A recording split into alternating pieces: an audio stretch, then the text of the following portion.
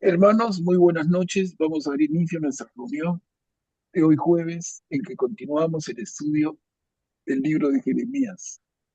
Pero antes de iniciar el estudio, vamos a encomendarnos al Señor con una oración. Va a estar a cargo de nuestra hermana Mary. Adelante, Mary. En nombre del Padre, el Hijo, el Espíritu Santo. Amén. Ven, Creador Espíritu de los tuyos, la mente a visitar, a encender en tu amor los corazones que de la nada te gustó crear.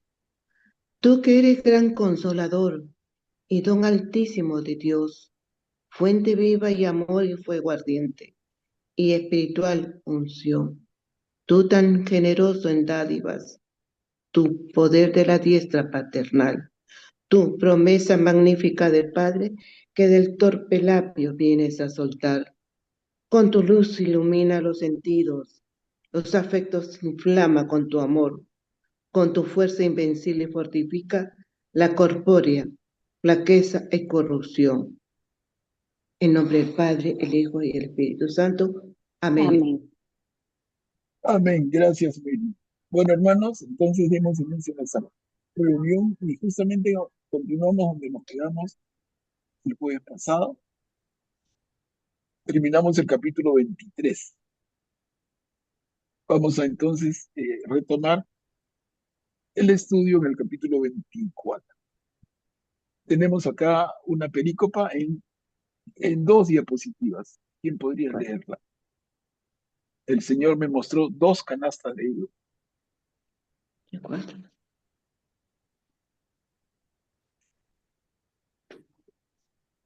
¿Puedo? Sí, adelante. Gracias. El Señor me mostró dos canastas de higos. El Señor me hizo ver dos canastas de higos puestas delante del templo del Señor. Esto sucedió después que Nabucodonosor, rey de Babilonia, deportó de Jerusalén a Jeconías, hijo de Joaquín, rey de Judá, así como también a los príncipes de Judá, a los artesanos y a los cerrajeros, y se los llevó a Babilonia. Una canasta tenía higos muy malos, tan malos que no se los podía comer. El Señor me dijo: ¿qué ves, Jeremías? Higos, respondí.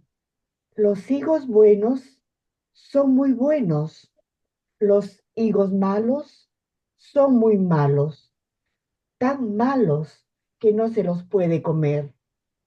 Entonces la palabra del Señor me llegó en estos términos. Así habla el Señor, Dios de Israel. Como a estos higos buenos, así miraré yo para su bien a los deportados de Judá que envié de este lugar al país de los caldeos. Yo pondré mis ojos sobre ellos para su bien y los haré volver a este país. Los edificaré y no los demoleré. Los plantaré y no los arrancaré.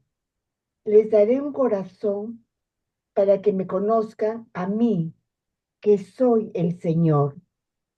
Ellos serán mi pueblo y yo seré su Dios, porque volverán a mí de todo corazón. Mira, Cuchi, vamos a leer el poquito que falta, pero miren qué lindas palabras. Vamos a seguir.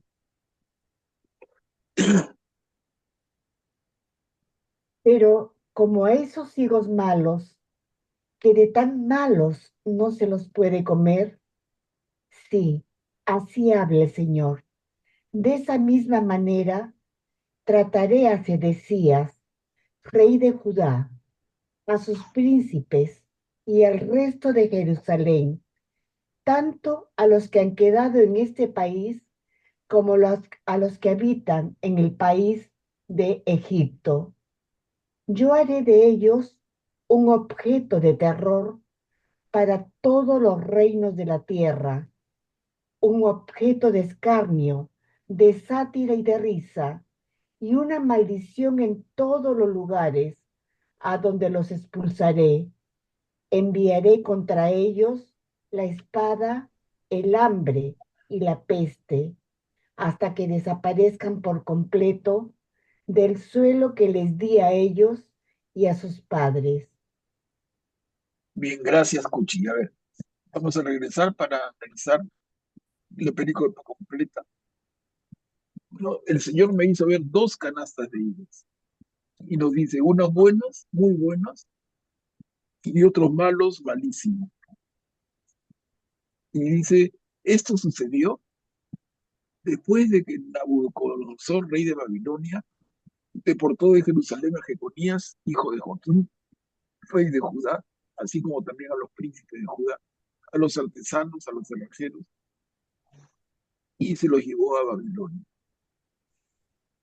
Entonces nos sitúa perfectamente este primer párrafo de la pericopa en el momento en que sucede. Esto sucede después de la deportación de los judíos que todavía no se llaman judíos, se van a llamar judíos cuando regresen. Es un dato que tenemos que tener claro. ¿A partir de qué momento estos se llaman judíos? En el regreso del destierro de Babilonia.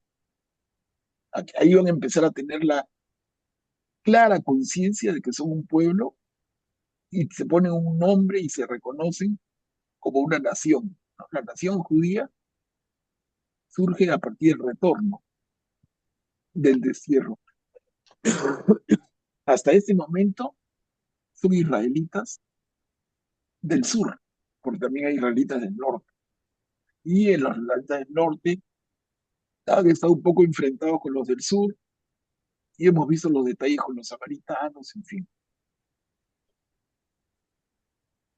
Pero miren, lo importante aquí, lo que Jeremías venía anunciando y advirtiendo, en este momento ya sucedió. El imperio babilonio ha conquistado Jerusalén. Y entonces los habitantes de Judea, en Judá es toda la zona, y Jerusalén su capital, el reino del sur, son deportados. Y habla de higos buenos y higos malos. ¿Cómo entendemos eso? ¿Quién se anima a comentarnos? ¿Quiénes serían los higos buenos? ¿Quiénes serían los higos malos?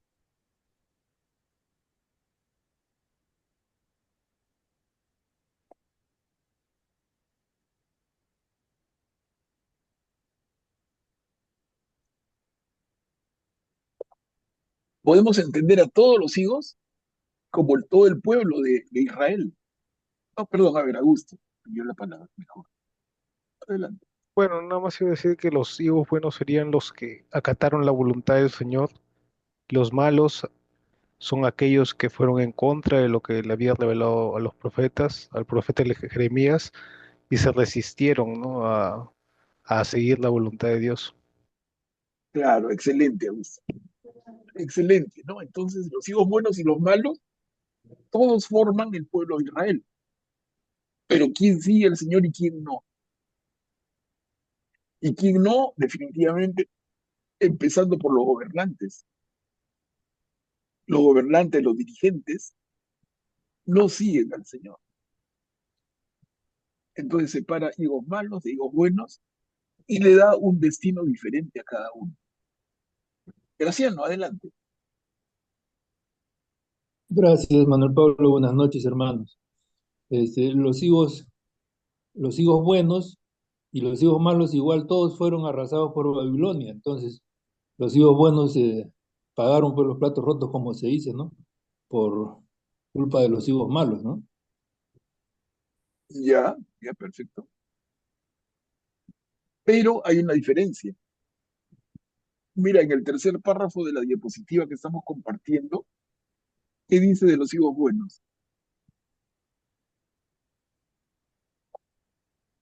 Dice, yo pondré mis ojos sobre ellos para su bien y los haré volver a este país. Los edificaré y no los demoleré. Los plantaré y no los arrancaré. Les daré un corazón para que me conozcan a mí, que soy el Señor. Ellos serán mi pueblo y yo seré su Dios, porque volverán a mí de todo corazón. O sea, en esas palabras, Jeremías habla de parte del Señor con un mensaje muy alentador detrás de toda la desgracia. Y es que esa parte del pueblo que llaman los hijos buenos van a regresar. Él no los va a desamparar. Entonces uno diría, caramba, no entiendo, ¿no? No entiendo por qué el Señor permite eso. A ver, les doy la palabra, ¿no? ¿Por qué el Señor permite eso? ¿Por qué permite? Por un lado entran los enemigos, le sacan el alma, por otro lado les dice, yo los cuidaré, les daré un corazón para que me conozcan, serán mi pueblo, yo seré su Dios, volverán a mí de todo corazón. Entonces, aparentemente es un mensaje contradictorio. ¿Quién lo podría explicar un poquito? Graciano, adelante. De todas maneras, por ser, por haber escuchado a Dios, ellos van a ser premiados por Dios, ¿no? Fueron deportados, pero igual en el destierro Dios los va a cuidar y como parte de, digamos, la recompensa por haber seguido la palabra de Dios, haber escuchado al profeta, los va a cuidar en Babilonia y además les va a permitir volver, ¿no? Hermanito, en esa puertecita que está ahí de pasando la mampara. Ya, hermano. Ya.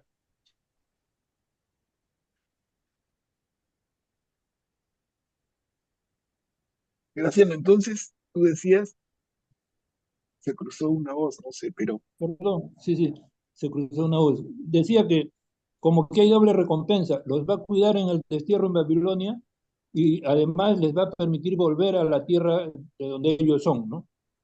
Siempre bajo el cuidado de Dios, ¿no? En cambio, los hijos malos definitivamente nunca regresarán. Aparte de ser desterrados, nunca regresarán, ¿no? Ahí está la diferencia del trato que Dios les da a los hijos buenos y a los hijos malos. entonces, entonces ¿por qué el Señor permite que eso suceda?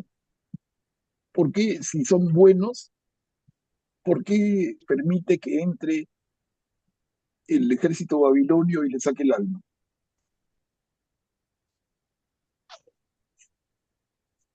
¿Se dan cuenta?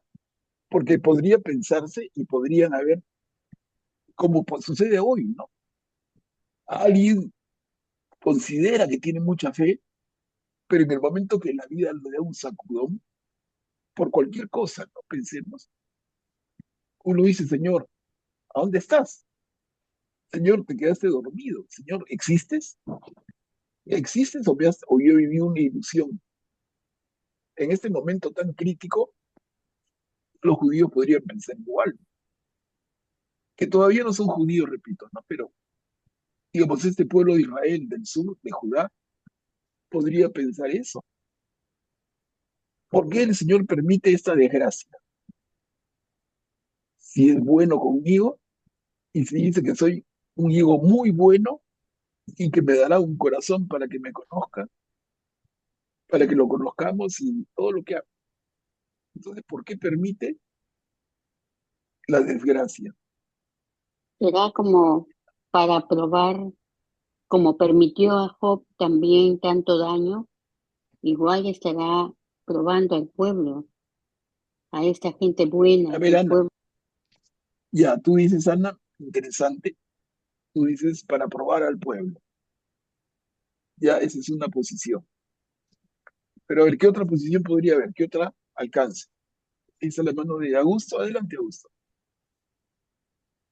Probablemente Dios lo permitió para que por medio de la desgracia por medio de todas esas dificultades que pasaran, se purificaran, ¿no? Para que se dieran cuenta que esos ídolos que se habían creado durante todo este tiempo no valían nada y que su única opción era aferrarse a la fe en el Señor, ¿no? Y eh, en base a eso encontrarían su salvación y su vuelta a casa. Claro. Entonces, no sé si todos están siguiendo la idea que nos plantea Augusto. ¿Por qué sucede esta desgracia? Si el Señor dice, en esta canasta, realmente la separa en dos canastas, higos muy buenos, higos muy malos. Y con los muy buenos, lo que dice el tercer párrafo. Y con los muy malos, lo que hemos leído acá. Los muy malos que no se pueden ni comer, yo haré de ellos un objeto de terror para todos los reinos de la tierra, un objeto de escarnio, de sátira, de risa, una maldición en todos los lugares donde los expulsaré. Miren, ¿no? Entonces, ¿estamos claros? La explicación de Augusto es correcta, pero ¿ha quedado clara para todos o alguien quisiera opinar o, o en algún sentido? Es una acción del Señor que, de acuerdo con la interpretación que le da Jeremías, es una acción correctiva, ¿no? No es aniquilación, no es decir, como en el diluvio universal, desaparezco al pueblo. Este que era mi pueblo me ha traicionado y lo desaparezco de la faz de la tierra. No, no. El Señor quiere corregir y corrige con dureza y corrige con mucho rigor, pero el sentido es corregir, no es otro. Es como un padre, como hemos dicho varias veces en ejemplos. Un padre corrige a su hijo y el hijo puede pensar, mi padre no me ama, pero no sabe que al padre el corregirlo le duele más que a él. Y lo hace para que el muchacho encarrile, corrija. Aquí el pueblo está totalmente de espalda al Señor, como dijo Augusto, y entonces el Señor interviene con tanta energía para corregir su conducta, para que reaccionen, para que se den cuenta, pero no para que desaparezcan. Entonces, un poco las palabras van por, seré muy malo con los higos muy malos, pero con los higos, cambie la G por J, con los hijos, ¿no? Con los hijos muy malos seré muy malo, pero con los hijos muy buenos, finalmente, dice, los edificaré y no los demoleré, los plantaré y no los arrancaré. Les daré un corazón para que me conozcan. Entonces, esto es una explicación del profeta Jeremías a una desgracia del pueblo. Estamos, ¿no? El pueblo está recibiendo la invasión de una gran fuerza extranjera, demoledora, y el profeta interpreta esa desgracia de una manera como que es intervención divina. Y lo vamos a ver más adelante todavía más claro. El Señor se vale del ejército invasor para corregir a su pueblo.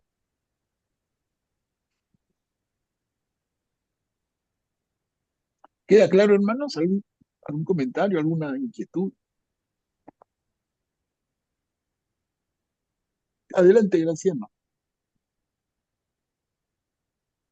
Gracias, Manuel Pablo. Entonces, podríamos deducir también que algunos humanos de ese tiempo y de repente de ahora también, no tienen otra solución que la muerte. O sea, Dios da la oportunidad incluso de que se corrijan, pero muchos mueren en la guerra contra Babilonia.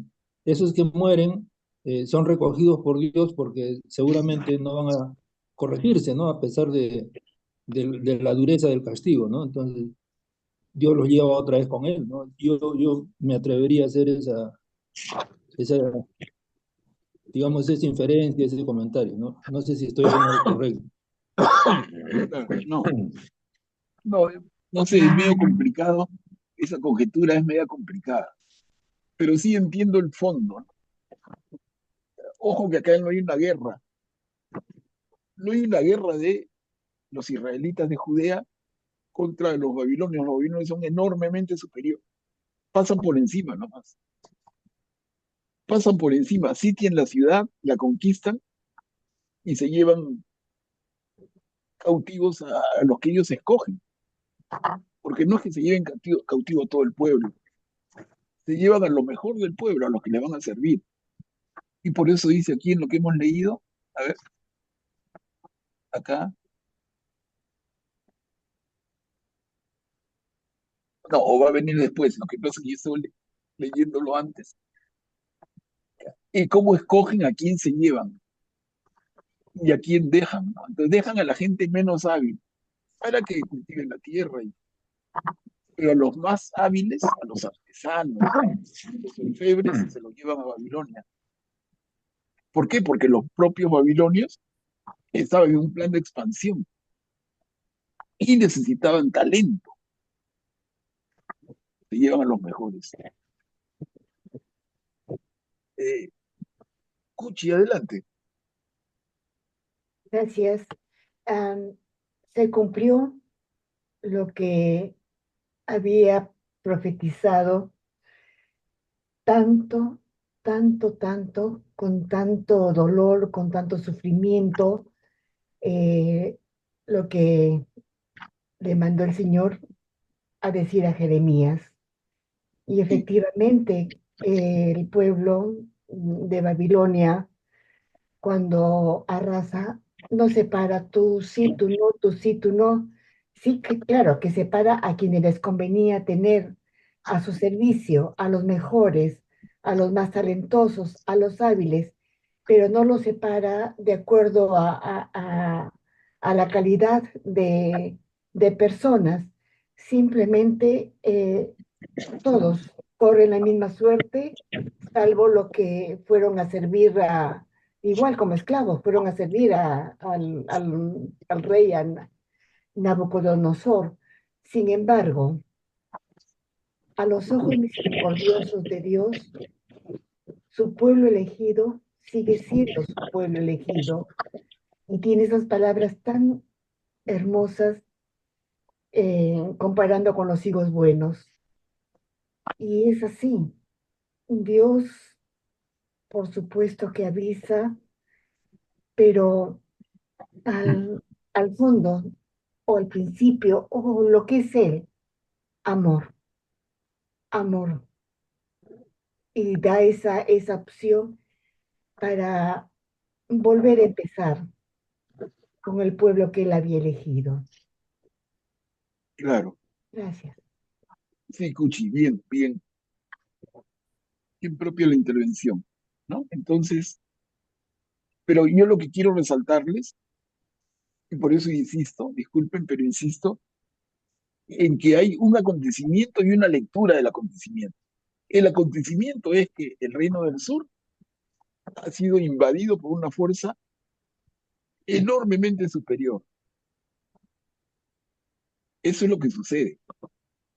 Pero miren qué interesante cómo se entiende lo que sucede, cómo se entiende de parte de Jeremías. Y Jeremías va a decir, no, esto que sucede, porque algunos pensaban, ojo, vamos ampliando, ¿no? Algunos pensaban y podían decir, a partir de esto, entonces el Dios de los babilonios es superior a nuestro Dios, por eso que le ha ganado. Pero Jeremías dice, no, no es un Dios superior al nuestro. Esto se ha producido porque nuestro Dios, que es el verdadero, nuestro Dios, Yahvé, quiere corregirnos. Y esa es la forma que tiene. Lo vamos a ver más adelante, le digo con mucho más claridad. Pero para que tengamos la idea así bien madura, cada vez se va a ir reforzando. Estaba en la mano también de, perdón, Graciano creo también.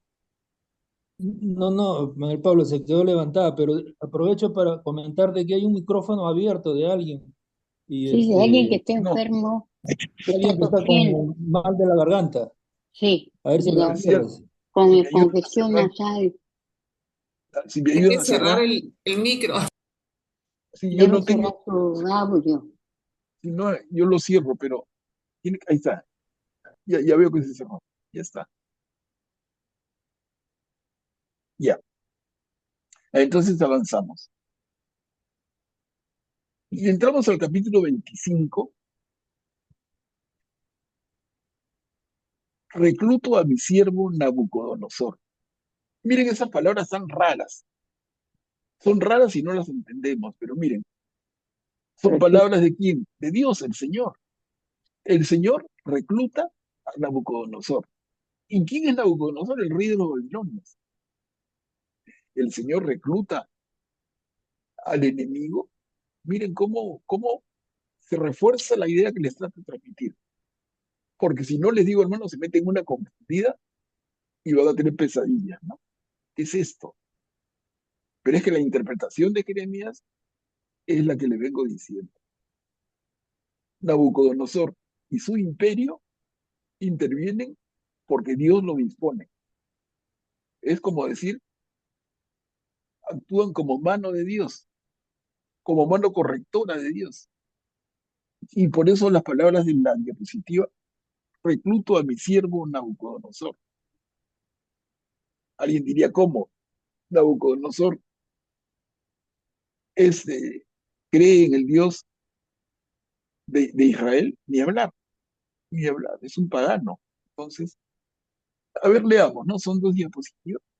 ¿Quién se ofrece? Yo puedo leer. Claro, adelante, gracias. Recluto a mi siervo Nabucodonosor. Palabra que llegó a Jeremías acerca de todo el pueblo de Judá, el cuarto año de Joaquín, hijo de Josías, rey de Judá, es decir, el primer año de Nabucodonosor, rey de Babilonia. Esto es lo que dijo el profeta Jeremías acerca de todo el pueblo de Judá y de todos los habitantes de Jerusalén. Desde el año 13 de Josías, hijo de Amón, rey de Judá, hasta el día de hoy, son ya 23 años. Me ha llegado la palabra del Señor y yo les he hablado incansablemente, sin que ustedes me escucharan. También el Señor les ha enviado incansablemente a todos sus servidores, los profetas, pero ustedes no han escuchado ni han inclinado sus oídos para oír. Él les decía, vuélvanse cada uno de su mal camino y de la maldad de sus acciones, y habitarán en el suelo que les ha dado el Señor, a ustedes y a sus padres, desde siempre y para siempre. No vayan detrás de otros dioses para servirlos y para postrarse delante de ellos. No me agravien con la obra de sus manos, y no les haré ningún mal. Pero ustedes no me escucharon, oráculo del Señor, agraviándome con la obra de sus manos para su propia desgracia. A ver, continuamos, por favor. Por eso, así habla el Señor de los ejércitos. Porque ustedes no han escuchado mis palabras, yo mando a buscar todos los clanes del norte, oráculo del Señor, y a Nabucodonosor, rey de Babilonia, mi servidor, y los hago venir contra este país, contra sus habitantes y contra todas estas naciones de alrededor. Así los consagraré al exterminio total y los convertiré en una desolación, en un motivo de estupor y en ruinas perpetuas. Haré desaparecer de entre ellos el grito de alegría y el grito de júbilo, el canto del esposo y el canto de la esposa, el ruido del molino y la luz de la lámpara. Todo este país será una ruina y una devastación, y esas naciones servirán al rey de Babilonia durante 70 años. Pero cuando hayan pasado los 70 años, yo castigaré por su iniquidad al rey de Babilonia y aquella nación, oráculo del Señor, así como también al país de los caldeos, y los convertiré en desolaciones perpetuas. Yo haré venir sobre ese país todas las palabras que pronuncié contra él, todo lo que está escrito en este libro. Esto es lo que profetizó Jeremías contra todas las naciones, porque también a ellas las someterán naciones poderosas y grandes reyes, y yo les retribuiré según su conducta y según la obra de sus manos. Bien, gracias, Graciano. Miren lo que han leído tan cargado de cosas, ¿no? Nos sigue situando, dice, en el primer año de Nabucodonosor, Jeremías habla de esta manera, y es lo que ha leído el hermano Graciano. El tercer párrafo, él les decía, el Señor, perdón, Jeremías, vuélvanse cada uno de su mal camino y de la maldad de sus acciones, y habitarán en el suelo que les ha dado el Señor, a ustedes y a sus padres, desde siempre y para siempre. No vayan detrás de otros dioses para servirlos. Pero miren, es que esto es la llamada constante del profeta Jeremías y de los otros profetas. Es el llamado constante. Pero oreja tapada, cabeza dura, no entran balas, no entienden, no hacen caso. Y por eso dice en la última línea, sentencia, ustedes no me escucharon, dice el Señor agraviándome con la obra de sus manos para su propia desgracia. Ustedes no me escucharon. Y aquí viene la reflexión para nuestro tiempo presente, ¿no? Y nosotros escuchamos, y nosotros sabemos escuchar la voz de Dios. Miren, cuando Jesús en el Nuevo Testamento, en el Evangelio, Jesús en varios momentos habla a Dios Padre y dice de Jesús, este es mi Hijo amado, escúchenlo, escúchenlo, ¿no? O sea, miren, esto ha pasado, Jeremías, 6 siglos antes de Jesús, 600 años antes, tremenda desgracia. Que se va a recuperar el pueblo, se va a recuperar. Luego vamos a ver cómo. Y vuelve a caer en mil desgracias. Viene Jesús y Dios Padre dice, escúchenlo. Y digo yo, lo escuchamos. Lo escucharon en su tiempo. Y de Jesús a nosotros han pasado 20 siglos. Y 20 siglos después, lo escuchamos. Hace pensar bastante, ¿no? Bastante. Miren, la necedad del pueblo, la necedad del ser humano, de nosotros, o de los que son como nosotros. Qué necios, qué tercos, qué sordos, qué cabezaduras. Nos asustamos y corremos a pedirle a Dios su apoyo. Se arreglan las cosas y nos olvidamos de él. Y ese es el juego, ¿no? Permanentemente.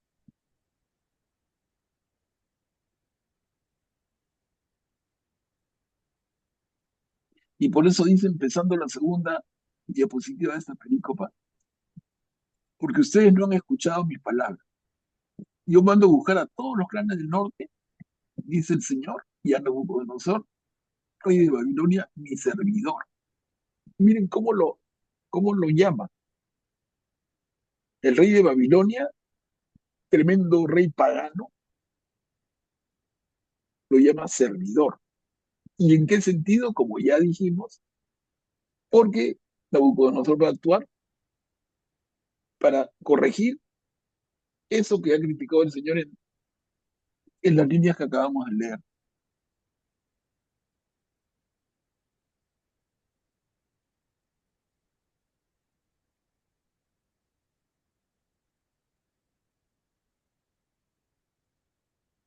Pero luego en el último párrafo de esta diapositiva, miren, yo haré venir sobre ese país el último párrafo, y ese país es Babilonia. Yo haré venir sobre Babilonia todas las palabras que pronuncié contra él. Todo está escrito en este libro. Eso es lo que profetizó Jeremías contra las naciones. Entonces, primero el Señor usa a Babilonia para darle palo a Israel, a Judea, y luego se va a ir contra Babilonia. Otra vez hay que estar atentos, ¿no? Porque uno dice, caramba, que no entiendo nada, ¿qué es esto? Se la agarra con uno, se la agarra con el otro.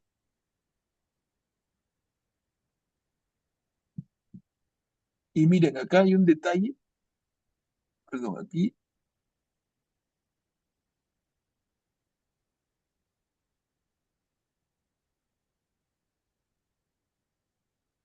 si acá un ratito, si encontramos, cuando habla del tiempo en que va a durar la invasión babilonia, lo que vamos a ver.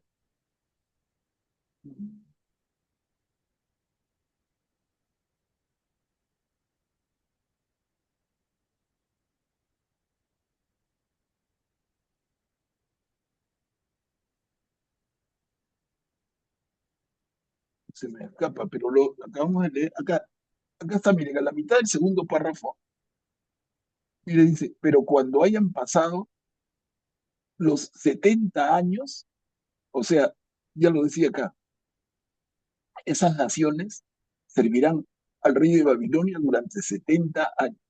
O sea, esta desgracia que ha caído sobre el reino de Judea, el reino de Judá, esa desgracia, invasión babilonia, deportación, Jeremías nos dice va a durar 70 años. Y yo les pregunto, ¿cuánto duró? ¿Cuánto duró la invasión babilonia? 70 años. O sea, aquí hay una profecía absolutamente cumplida. Lo estamos leyendo, no inventamos nada, ¿no? Dice, esas naciones servirán al rey de Babilonia durante 70 años. Hermanos, así fue, tal y cual, exactamente. ¿Y por qué se acaba? Es que Nabucodonosor se vuelve bueno, ni hablar. Nabucodonosor muere, hereda su trono su hijo, y su hijo es conquistado por el rey de Persia. Entonces hay un cambio en la gran geopolítica mundial de la época. Entonces Persia se impone sobre Babilonia, el rey de Persia va a llamarse Ciro, el gran Ciro, o Ciro el Grande, y el rey Ciro va a permitir que los israelitas de Judá regresen a su tierra y reconstruyan su templo. ¿Cuánto tiempo toma? 70 años. Miren.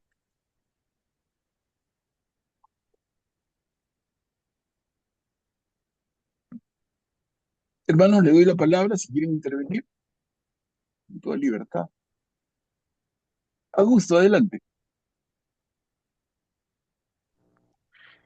Pues no, solo quería mencionar que la acción que llevaron a cabo los babilonios obviamente fue mala, ¿no?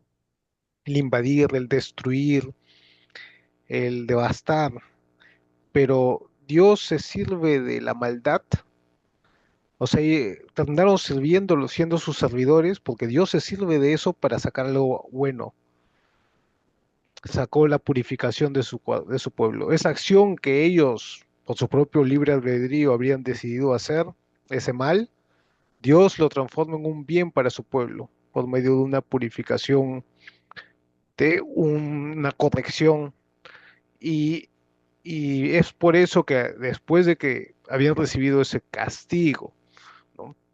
De que Israel había recibido ese castigo, también Dios ya castiga a Babilonia por la acción mala que ellos habían hecho, ¿no? Y se sirve de otra nación, ¿no? De Persia para que haga lo mismo, ¿no? Es decir, Dios incluso Dios puede utilizar el mal para sacar un bien mayor.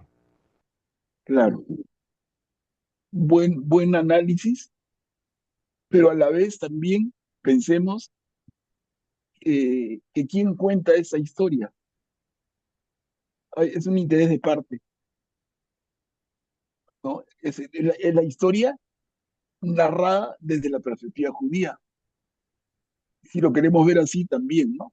¿Quién te cuenta? ¿Te cuenta el lado derecho o el lado izquierdo? ¿Te cuenta el lado de aquí o el del frente? Y todo eso es la narración judía. Entonces, también. Pero lo que dice Augusto es perfectamente válido y muy claro, ¿no?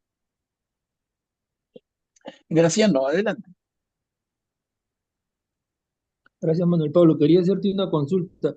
¿Tú ves alguna coincidencia entre estos eventos de aquellos tiempos y nuestros tiempos? O sea, esto de que una nación invade otra con el fin de castigar a algunos y purificar a otros, ¿no? A- ¿Ahora ocurre algo parecido? Gracias. No, difícil. O sea, que el Claro. mundo es mundo siempre y que el hombre siempre es ambicioso, pero decir que eso y lo de ahora, no, difícil, ¿no? En todo caso, ¿quién es Babilonia? La Babilonia de ahora sería Israel. Es difícil, Gracias. difícil, sí, gracias. Más bien, Graciano, si me ayudas, si puedes bajar tu manito, porque si no parece, no sé por qué no puedo bajar la mía. Sí, sí, Y claro, ok. no va a parecer como que tú estás. Ya está, ya está. Bueno, está claro entonces el tema y el periodo de 70 años que profetiza Jeremías. A ver, avanzamos. Acá hay 3 diapositivas en esta perícopa con la que terminamos el capítulo 25. Dale de beber esta copa a las naciones. ¿Quién puede leer? Yo leo. Buenas noches. Gracias, Julio. Porque así me ha hablado el Señor, Dios de Israel. Toma de mi mano esta copa de vino del furor y dásela de beber a todas las naciones a las que yo te envío. Ellas la beberán, se marearán y se enloquecerán a causa de la espada que envío en medio de ellas. Yo tomé la copa de la mano del Señor y se la hice beber a todas las naciones a las que me había enviado el Señor, a Jerusalén y a las ciudades de Judá, a sus reyes y a sus príncipes, para convertirlos en una ruina, una devastación como sucede en el día de hoy. El faraón, rey de Egipto, a sus servidores, a sus príncipes y a todo su pueblo, a toda la mezcla de pueblos, a todos los reyes del país de Uz, a todos los reyes del país de los filisteos, a Ascalón, Gaza, Ecrón y el resto de Asdod, a Edom, Moab y los amonitas, a todos los reyes de Tiro, a todos los reyes de Sidón, a los reyes de las costas lejanas que están más allá del mar, a Dedán, Temá y Bus, a todos los sienes rapadas, a todos los reyes de Arabia que habitan en el desierto, a todos los reyes de Simri, a todos los reyes de Elam, a todos los reyes de Media, a todos los reyes del norte, próximos y lejanos, uno después del otro, o sea, a todos los reyes de la tierra que están sobre la superficie del suelo, y el rey de Cesac beberá después de ellos. A ver, continuamos, Julio, por Tú le dirás, así habla el Señor de los ejércitos, el Dios de Israel. Beban hasta embriagarse, vomiten y caigan para no levantarse más, delante de la espada que yo envío en medio de ustedes. Y si ellos se niegan a tomar de tu mano la copa para beber, tú les dirás, así habla el Señor de los ejércitos. Tendrán que beber, porque si yo inflijo un castigo, comenzando por la ciudad que es llamada con mi nombre, ¿ustedes van a quedar impunes? No, no quedarán impunes, porque yo llamo a la espada contra todos los habitantes de la tierra, oráculo del Señor de los ejércitos. En cuanto a ti, profetiza contra ellos todas estas palabras. Tú les dirás, el Señor ruge desde lo alto, desde su santa morada alza su voz, ruge con furia contra su redil, lanza un grito como los que pisan la uva contra todos los habitantes de la tierra. Llega el estruendo hasta el confín de la tierra, porque el Señor está en pleito con las naciones, entabla juicio a todo ser viviente y a los malvados los entrega a la espada. Oráculo del Señor, así habla el Señor de los ejércitos. Miren cómo pasa la desgracia de nación en nación. Se desata una gran tempestad desde los extremos de la tierra. Y completamos acá, Julia. A ver. Habrá víctimas del Señor en aquel día, desde un extremo a otro de la tierra. No serán lloradas, ni recogidas, ni enterradas. Se convertirán en estiércol sobre la superficie del suelo. Giman pastores y griten, revuélquense en el polvo, encargados del rebaño, porque les ha llegado el día de la matanza y caerán como carneros escogidos. No hay asilo para los pastores, no escaparán los encargados del rebaño. Escuchen el clamor de los pastores, el gemido de los encargados del rebaño, porque el Señor devasta sus pastizales. Sus prósperas praderas son destruidas ante el ardor de la ira del Señor. Un cachorro de león abandona su guarida. Sí, el país es una devastación a causa de la espada arrasadora, a causa del ardor de su ira. Gracias, Julia. Miren, Bien. qué fuerte narración del amigo Jeremías, en este caso, y qué tipo de imagen, qué tipo de rostro de Dios nos presenta, ¿no? Un Dios absolutamente violento. Y si nos queda esta imagen, es que le daríamos pie a aquellos que piensan que el Dios del Antiguo Testamento es un Dios castigador, y que más bien el Dios bueno es el Dios de Jesús, el Dios del Nuevo Testamento. Pero sin embargo, cuando leímos los Salmos, veíamos que casi todos ellos nos presentan una imagen de Dios, un rostro de Dios misericordioso, bueno, preocupado, atento, protector. Entonces, al final, ¿cómo quedamos? ¿Se dan cuenta?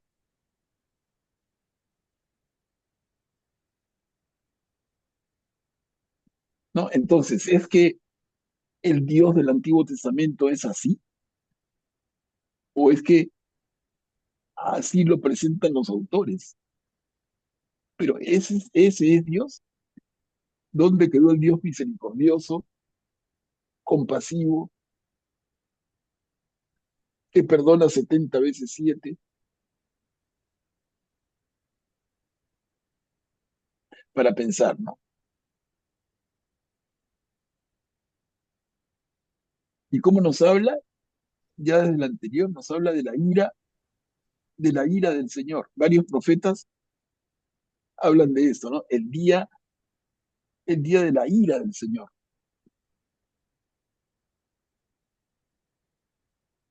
Y nosotros, desde el punto de vista cristiano, vamos a entender ese día como el día del juicio final. Eso es otra cosa, ¿no? Pero miren, el concepto ya está desde el Antiguo Testamento. Está con los profetas. Está con Jeremías.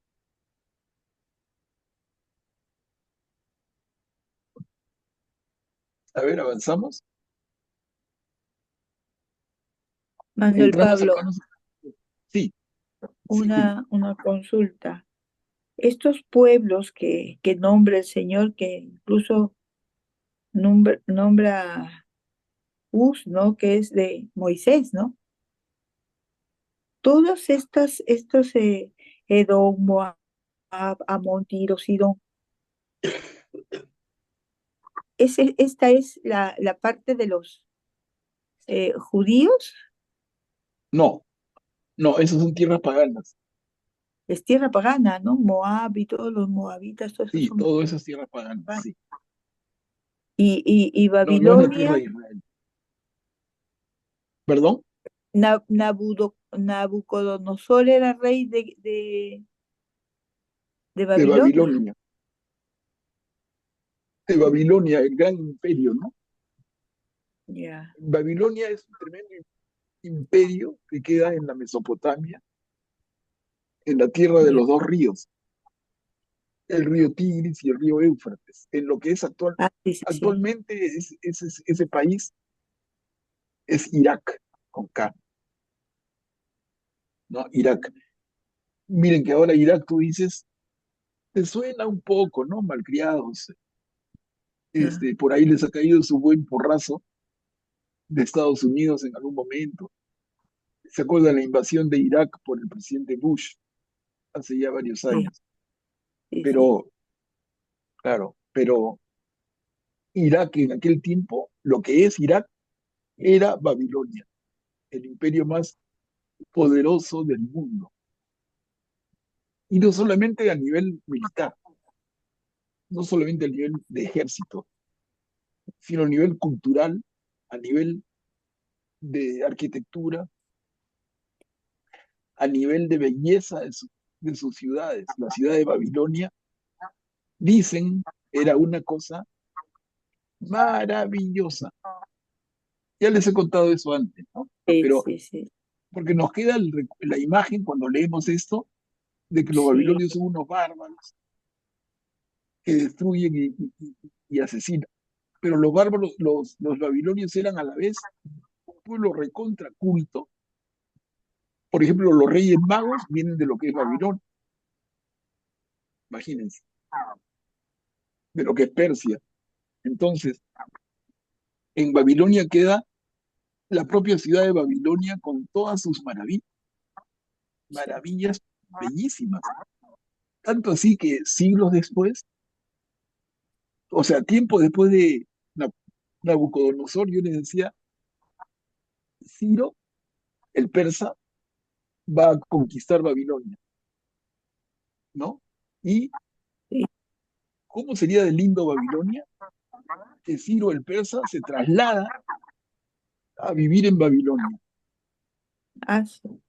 Y luego, cuando pasan los siglos, los griegos con Alejandro Magno vencen a los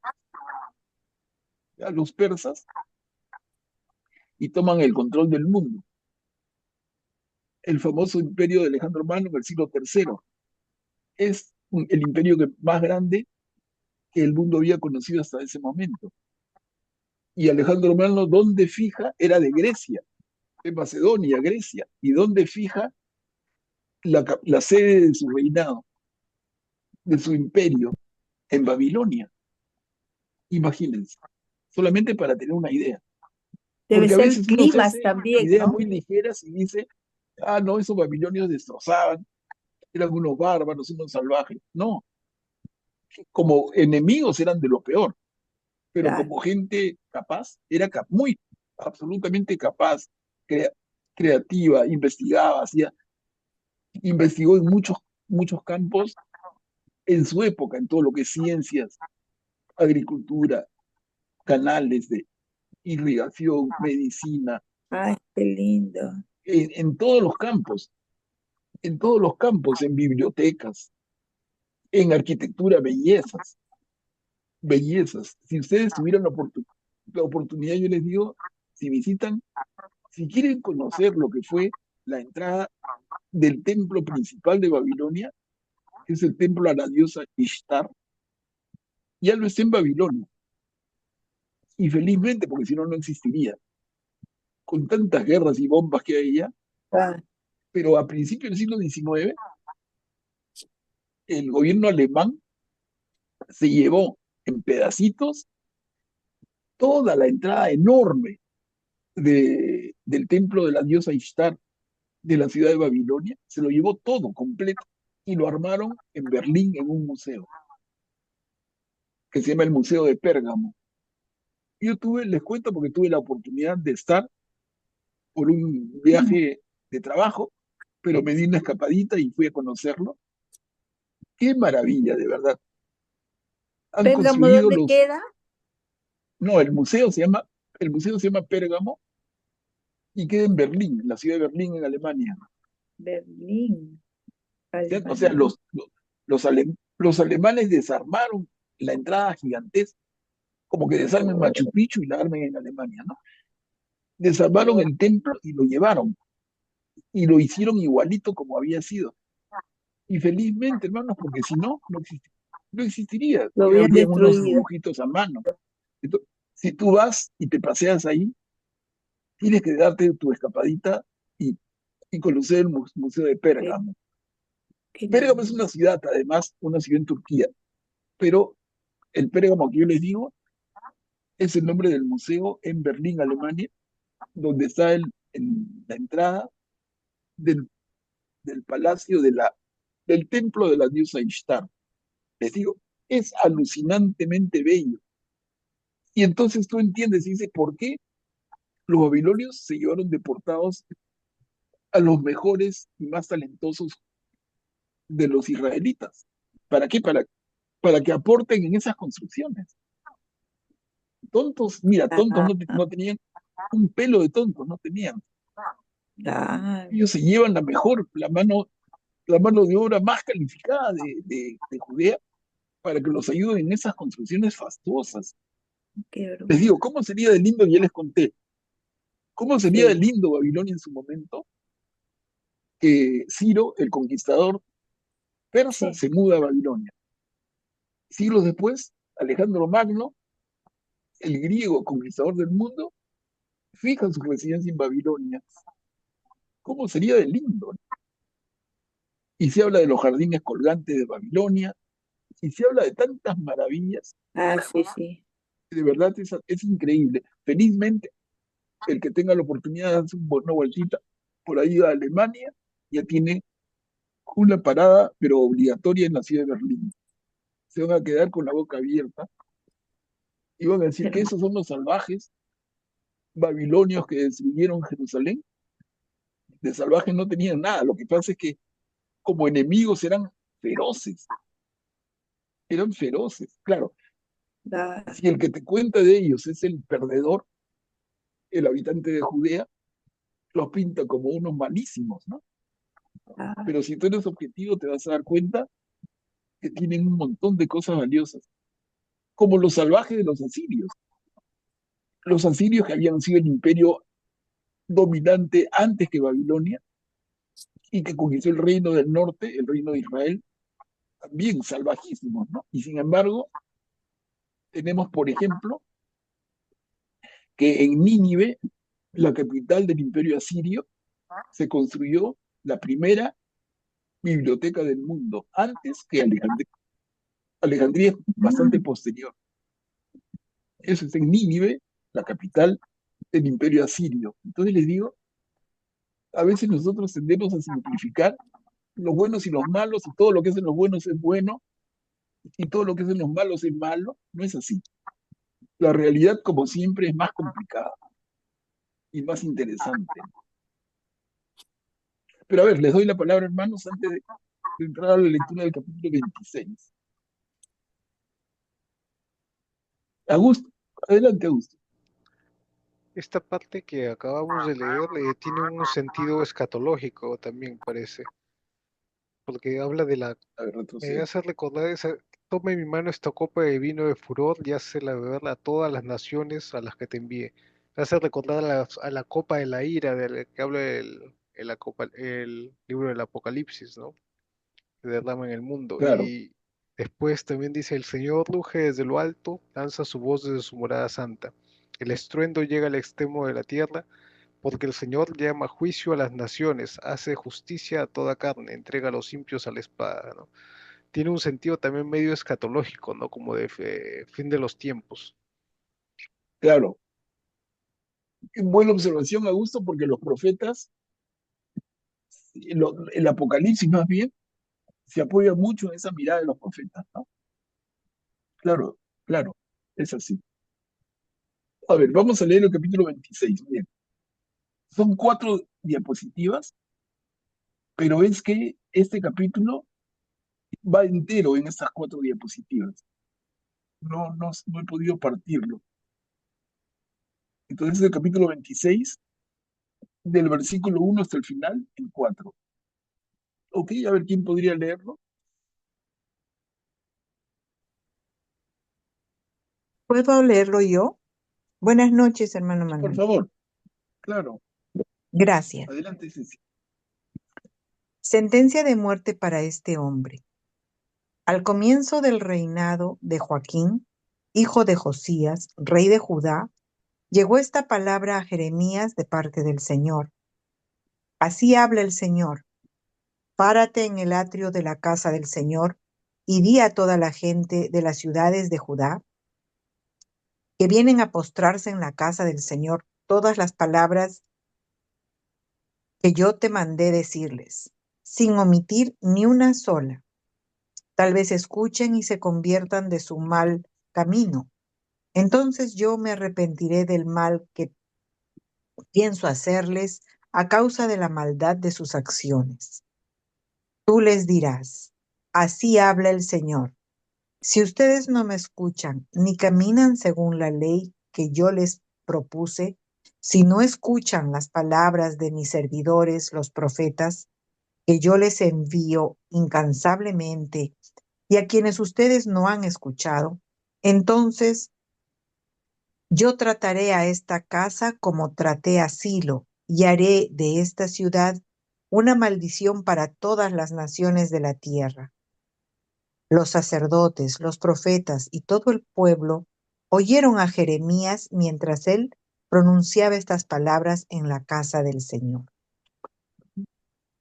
Vamos a continuar, Ceci, porfa. Pero miren, la casa del Señor, eso está refiriéndose al templo Ujú. de Jerusalén todavía, ¿no?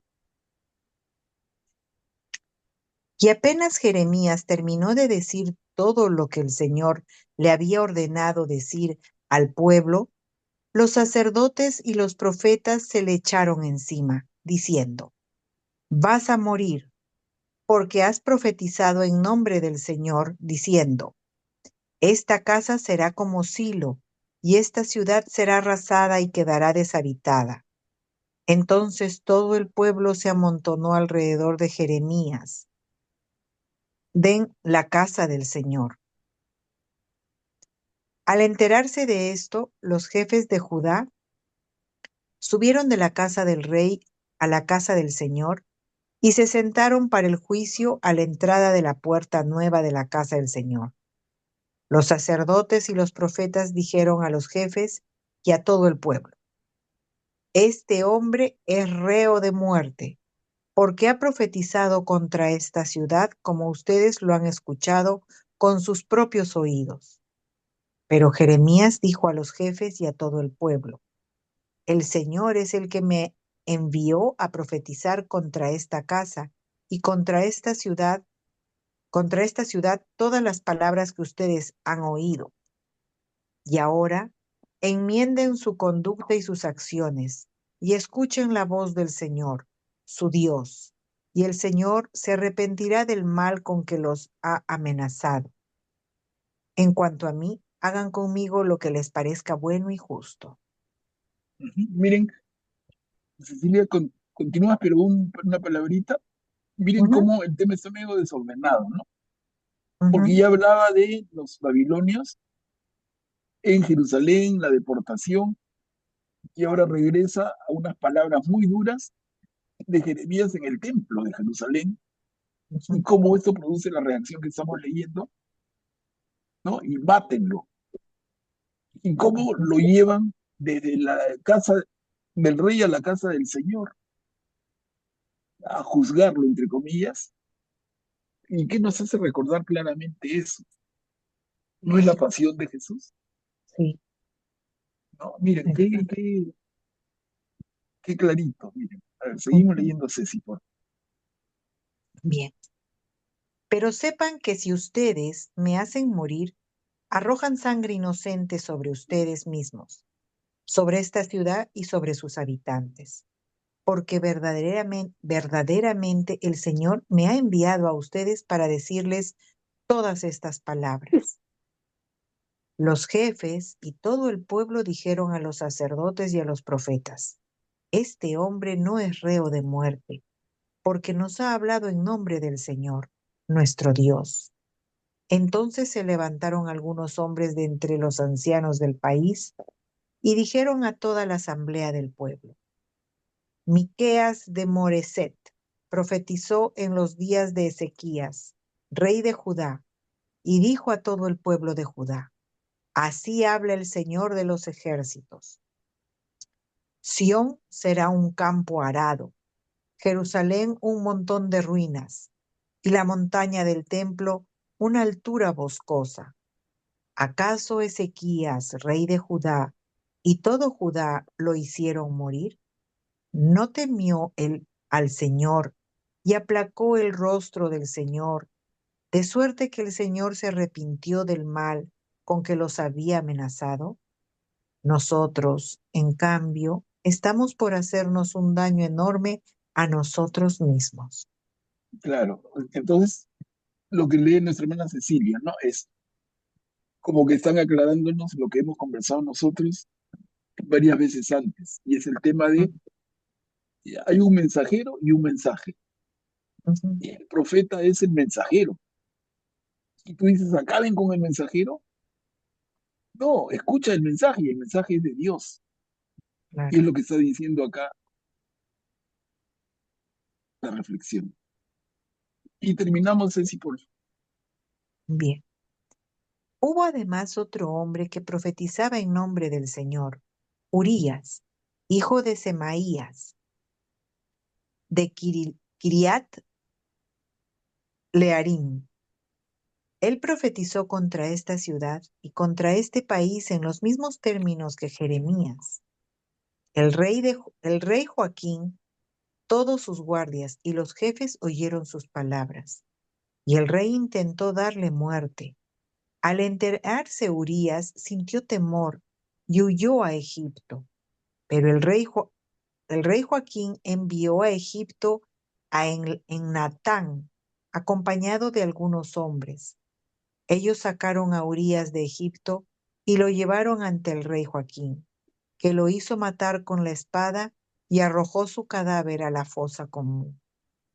Sin embargo, Ahicam, hijo de Safán, protegió a Jeremías e impidió que fuera entregado en manos del pueblo para ser ejecutado.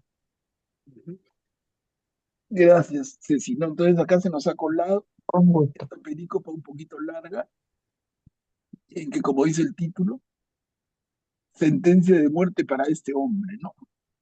Mátenlo. Aquí a Jeremías. No puede ser que nos hable de esa manera. Y cómo salen palabras en defensa y cómo finalmente ese Ahicam protege a Jeremías, dice la última línea, e impide que sea entregado en manos del pueblo, es decir, impide que sea ejecutado. Si no, ahí nomás quedaba la vida de Jeremías.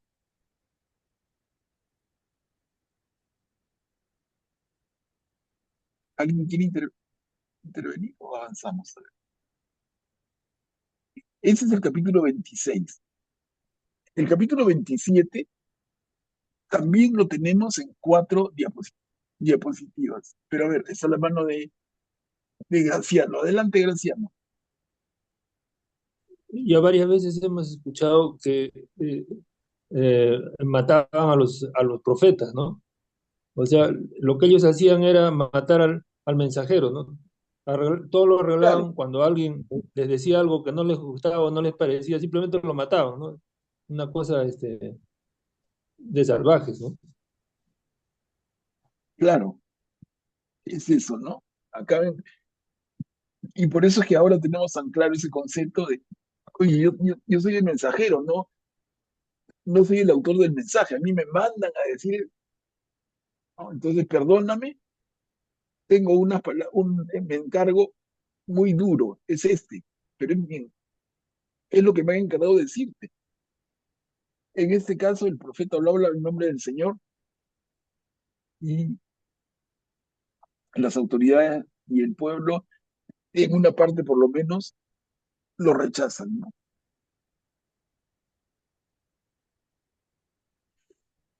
A ver, vamos a leer el capítulo 27 otra vez. Sucede lo mismo en 4 diapositivas, pero es todo el capítulo. Todo el capítulo 27 va del versículo 1 hasta el final. Todos tendrán que servir a Nabucodonosor, Nabucodonosor, el rey de Babilonia.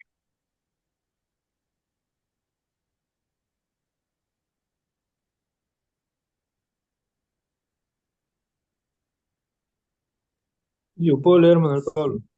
Gracias, Graciano, adelante. Todos tendrán que servir a Nabucodonosor. Al comienzo del reinado de Sedecías, hijo de Josías, rey de Judá, llegó a Jeremías esta palabra de parte del Señor. Así me ha hablado el Señor. Fabrícate unas ataduras y unas barras de yugo y ajustalas a tu cuello. Luego enviarás un mensaje al rey de Edom, al rey de Moab, al rey de los amonitas, al rey de Tiro y al rey de Sidón, por medio de los mensajeros que vinieron a Jerusalén para ver a Sedecías, rey de Judá. Tú les ordenarás que comuniquen esto a sus señores. Así habla el Señor de los ejércitos, el Dios de Israel. Digan a sus señores, con mi gran fuerza y mi brazo poderoso, yo hice la tierra, al hombre y los animales que están sobre la superficie de la tierra, y los entrego a quien me parece bien. Ahora yo entregué todos estos países en manos de Nabucodonosor, rey de Babilonia, mi servidor. Hasta los animales del campo se los di para que los sirvan. Todas las naciones lo servirán a él, a su hijo y al hijo de su hijo, hasta que también a su país le llegue la hora y lo sometan a servidumbre numerosas naciones y grandes reyes. Miren, un pequeño alto, esa imagen que nos presenta Jeremías, ¿no? El Señor le encarga, fabrícate unas ataduras y una barra de yugo. Si han visto la película que les recomendé, hay una escena donde entra él a la corte del rey con el yugo en el cuello y los brazos, ¿no? Es cumpliendo esto justamente. A ver, continuamos, Graciano, por favor. En cuanto a la nación o al reino que no lo sirva a él, a Nabucodonosor, rey de Babilonia, y que no someta su cuello al yugo del rey de Babilonia, yo castigaré a esa nación con la espada, el hambre y la peste, oráculo del Señor, hasta hacerla desaparecer completamente por medio de él. No escuchen entonces a sus profetas, a sus adivinos, a sus nigromantes, a sus astrólogos y a sus hechiceros, que le dicen, ustedes no servirán al rey de Babilonia, porque ellos les profetizan lo que es falso, para alejarlos de su propio suelo, para que yo los expulse y ustedes perezcan. En cambio, a la nación que someta su cuello al yugo del rey de Babilonia y lo sirva, yo la instalaré en su propio suelo, oráculo del Señor, para que lo cultive y habite en él.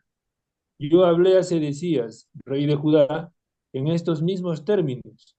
Sometan su cuello al yugo del rey de Babilonia, sírvanlo a él y a su pueblo y vivirán. ¿Por qué morirán tú y tu pueblo por la espada, el hambre y la peste, según lo que dijo el Señor a toda nación que no sirva al rey de Babilonia? No escuchen las palabras de los profetas que les dicen, ustedes no servirán al rey de Babilonia, porque es falso lo que ellos les profetizan. Claro, miren, Jeremías se pone otra vez recontra valiente, recontra lleno de coraje, arriesgando todo. Y entonces está desmintiendo a lo que él ya llama falsos profetas. Continuemos, Graciano, por favor.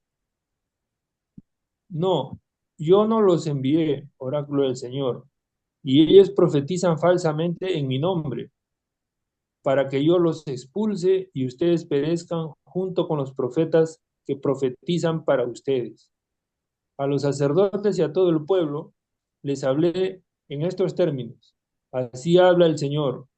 No escuchen las palabras de los profetas que les profetizan diciendo, los objetos de la casa del Señor serán traídos ahora de Babilonia, y muy pronto, porque es mentira lo que ellos profetizan para ustedes.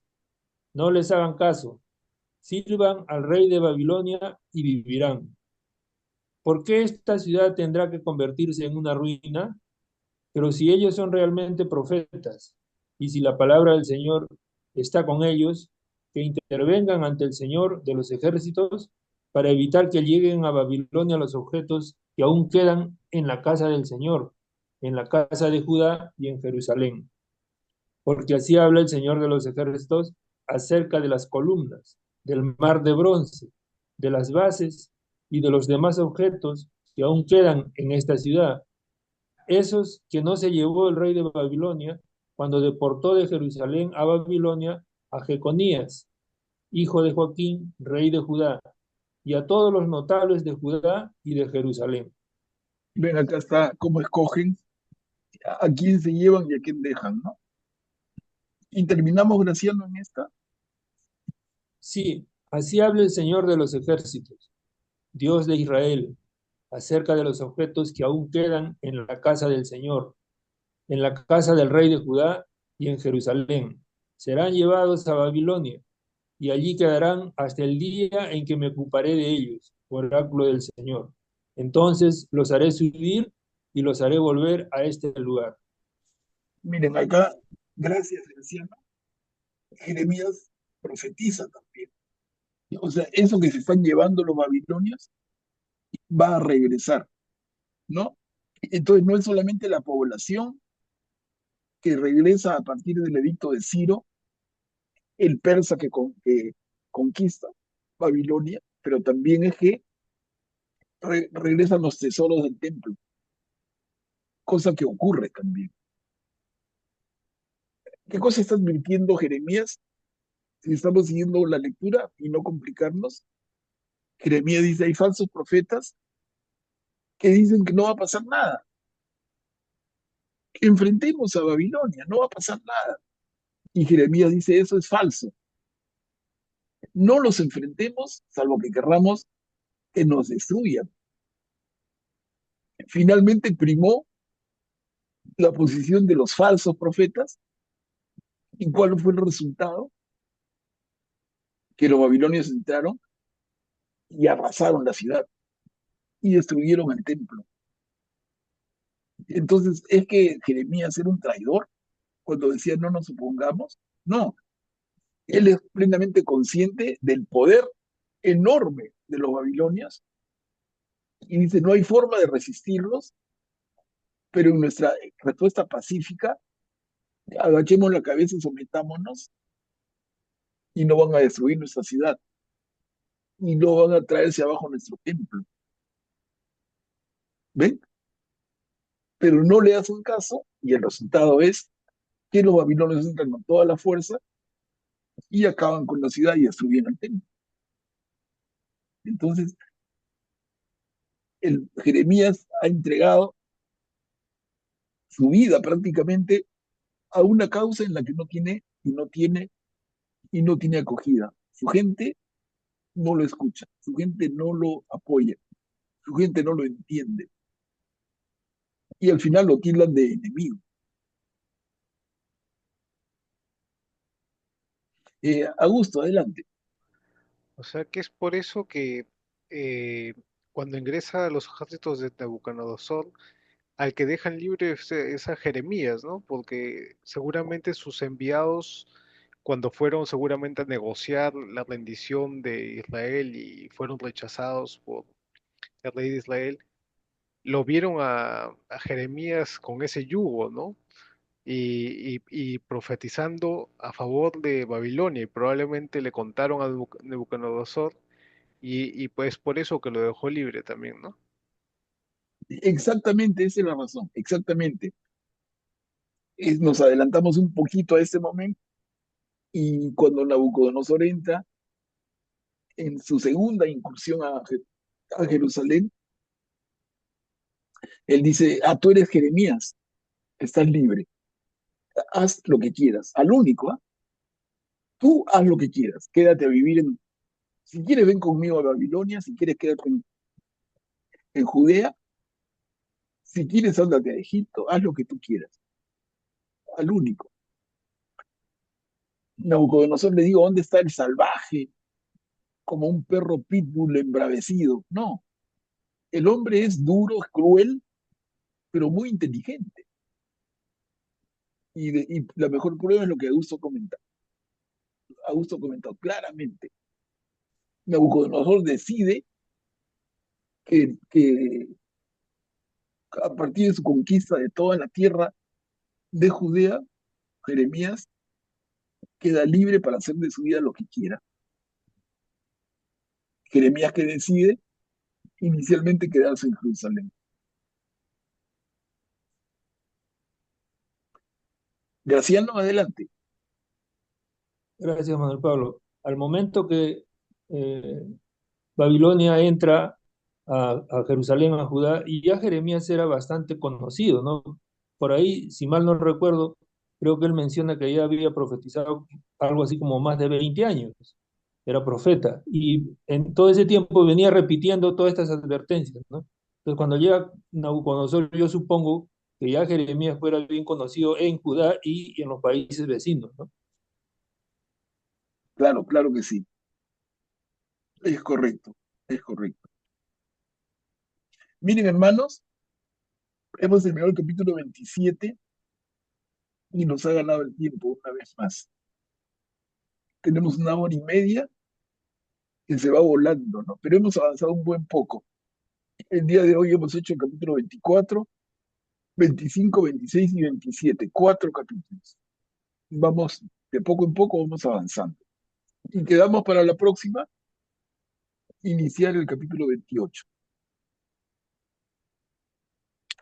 que va a empezar con el tema Jeremías responde a un profeta, a Hananías, que es ese uno de los falsos profetas, ¿no? Vamos a verlo ya el próximo jueves.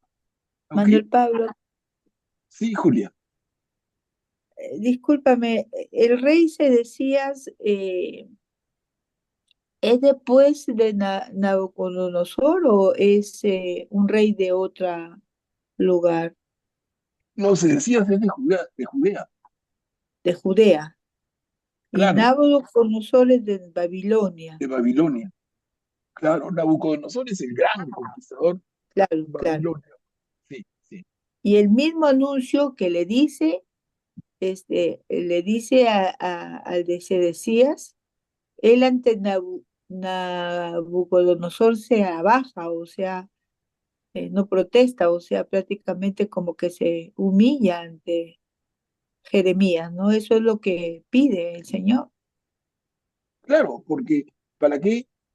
Jeremías dice, mira, si nosotros nos enfrentamos, vamos a conseguir que se destruya la ciudad, que se destruya el templo. ¿Queremos eso? Jeremías dice en Ya, su reflexión, dice, no.